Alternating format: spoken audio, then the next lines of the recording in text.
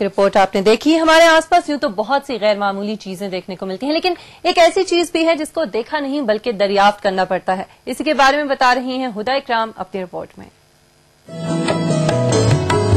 کبھی باپ جیسے دادی نانی، کبھی چلتے جیسے مم پانی، کبھی بن جائے بولے سوالوں کی جڑی. یہاں پوری بن جاتی ہے اور یہاں بٹر فلائی نکل جاتی ہے. یہ ہے سکندر جو بننا چاہتا ہے مقدر کا سکندر. ہیں تو یہ افلاطون صاحب صرف 5 سال کے، لیکن اس چھوٹی سی عمر میں بڑی بڑی باتیں کرنا اور سمجھنا ان کے بائیں ہاتھ کا کھیل ہے. ان ننھے میاں کو تو یہ بھی یاد ہے کہ سائنس میں انسانی زندگی کے وجود کا نظریہ کیا ہے اور کس نے پیش کیا. یہی نہیں، چھوٹے میاں کو یہ بھی پتا ہے کہ صحت کے بگڑنے میں کس چیز کا ہاتھ ہے.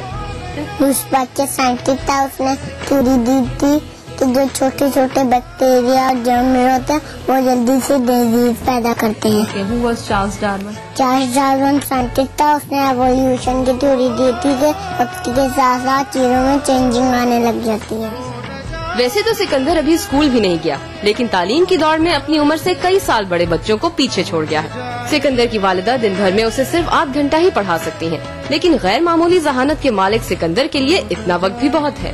سکندر بہت جلدی پک کر لیتا ہے اور ایک چیز جو بتا دوں وہ پھر یاد بھی رکھتا ہے. اتنی ننھی سی عمر میں بڑی بڑی باتیں سمجھنا اور مشکل نام یاد رکھنا کوئی بچوں کا کھیل نہیں. سائیکالوجسٹ کے ایک اندازے کے مطابق دنیا میں آبادی کے تناسب سے صرف 5% لوگ ہی غیر معمولی ذہن کی دولت سے مالا مال ہیں. فرق تو ہے، ظاہر ہے وہ زیادہ سوال پوچھے گا، وہ زیادہ انکویزیٹو ہوگا، وہ زیادہ لاجک کے ساتھ آپ کے ساتھ انٹریکٹ کرے گا. سکندر کی خواہش ہے جس طرح اسے بڑے بڑے سائنسدانوں کے نام یاد ہیں، اسی طرح ایک دن اس کا نام بھی انہی سائنسدانوں کی فہرست میں شامل ہو جائے. تحقیق اور ایجادات کی طرف بڑھنے سے پہلے ہمیں ان ذہنوں کو دریافت کرنے کی ضرورت ہے جو ہمیں ترقی کی راہ پر لے جا سکتے ہیں، اور اس تلاش میں سب سے بڑا کردار والدین اور اساتذہ ادا کر سکتے ہیں. ہدا اکرام، ایکسپریس نیوز، لاہور.